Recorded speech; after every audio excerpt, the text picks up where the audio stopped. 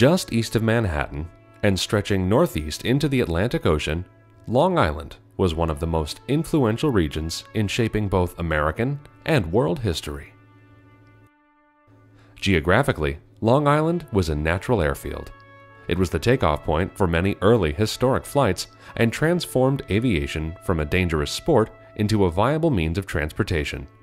The Hempstead Plains Aerodrome, later renamed Roosevelt Field, pioneered aeronautics and would eventually become the scene of intense aviation activity for over 50 years.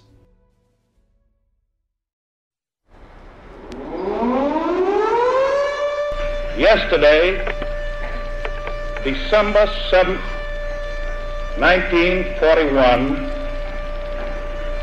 a date which will live in infamy. The United States of America was suddenly and deliberately attacked by naval and air forces of the Empire of Japan.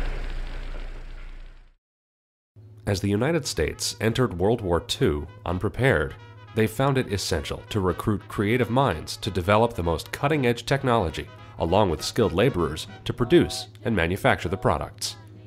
The United States government turned to Long Island and its people to help win the war, altering Long Island forever. No area in America had more of an impact on World War II than Long Island. War technology had evolved since World War I and was now largely fought in the air. Two Long Island companies, Grumman of Bethpage and Republic Aviation of Farmingdale, became powerful influences. With the increased use of aircraft carriers, Grumman focused its production on low-level propeller planes capable of taking off from short-distance runways. They developed 3 planes that would rewrite history: the Wildcat, the Hellcat, and the Avenger.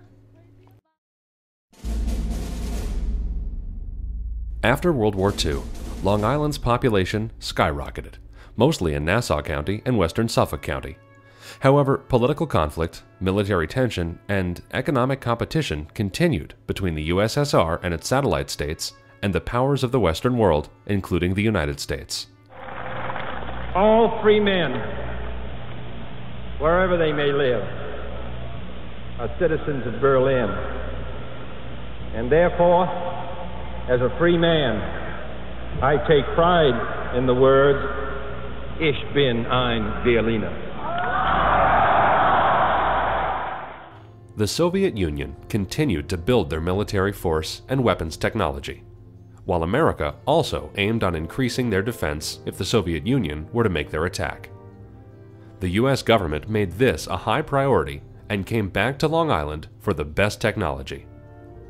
Long Island companies such as Grumman began to emphasize a new generation of aircraft equipped with a vast array of weapons, high surveillance systems, and even the ability to detect enemy offensive weapons. Farmingdale's Telephonics Corporation developed high-noise environment audio headsets, which eventually advanced into an all-digital, secure communication system, while the Edo Corporation pioneered and produced the underwater ice navigation sonar. What U.S. political leaders did know was that if the Soviet Union had rockets powerful enough to launch a satellite, they had rockets powerful enough to launch atomic bombs on the U.S. The space race between the Soviet Union and the United States was on. The United States, under President John F. Kennedy, made space exploration and the lunar landing a top national priority. Grumman had expanded out into spaceflight, design, and scientific instruments, and won the contract for the Apollo lunar module, which was to be the spacecraft that would allow U.S. astronauts to land on the moon. Grumman began work with the National Aeronautics and Space Administration and the National Advisory Committee for Aeronautics. On July 20, 1969, Apollo 11 landed on the moon. The lunar module was the world's first true spacecraft because it operated totally outside the Earth's atmosphere. On June 12, 1987, President Reagan made his speech at the Brandenburg Gate. Mr. Gorbachev, tear down this wall.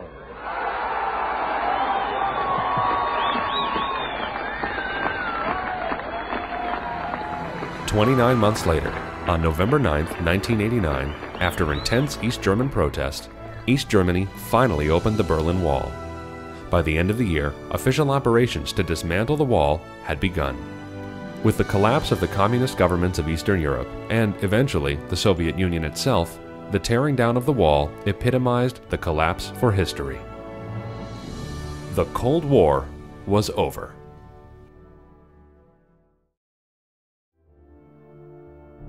The Cold War had ended, and the government was spending less on planes and weapons. The size of all military contractors, including Grumman, decreased significantly. Grumman was purchased by the Northrop Corporation and became known as Northrop Grumman. Long Island leaders knew they needed to foster new kinds of technology companies to replace the shrinking defense industry. Long Island's highly educated workforce, world-class research institutions, and computer software companies were ready to revolutionize the 1990s. Computer Associates Incorporated, which began on Long Island, became one of the most powerful software companies and was the first software company to reach $1 billion in revenue. CA launched Unicenter for Unix and became the first company to deliver systems management, security and storage for open systems, and scheduling, which bolstered its global presence. Symbol Technologies, now a wholly owned subsidiary of Motorola, was the leading manufacturer and worldwide supplier of mobile data capture and delivery equipment. Brookhaven National Laboratory and Stony Brook University expanded their research into studies such as nuclear and high-energy physics, environmental and energy research, non-proliferation, and structural biology. Democracy spread, and the United States promoted peace and good international relations. But elsewhere in the world, Western ideology wasn't welcome and was considered to be a threat. New enemies to democratic order began to secretly rise in influence.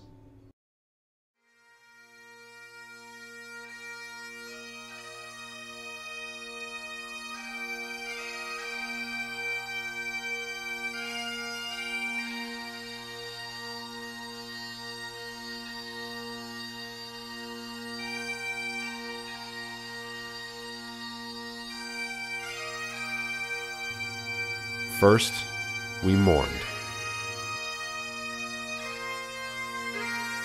And then, the United States, joined by long-standing friends and allies, responded.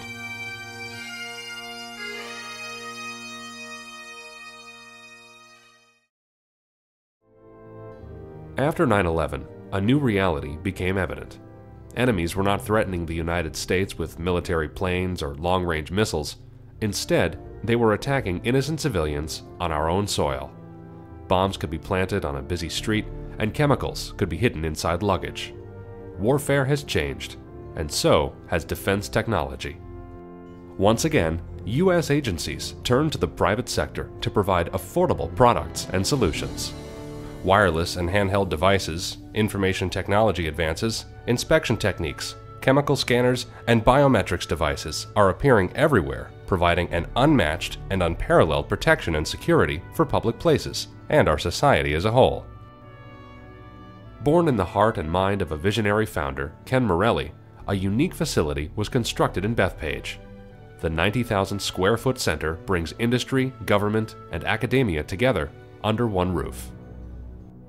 It has a multi-purpose mission of facilitating agency-industry cooperation leading to business opportunities, as well as research and testing for HLS solutions.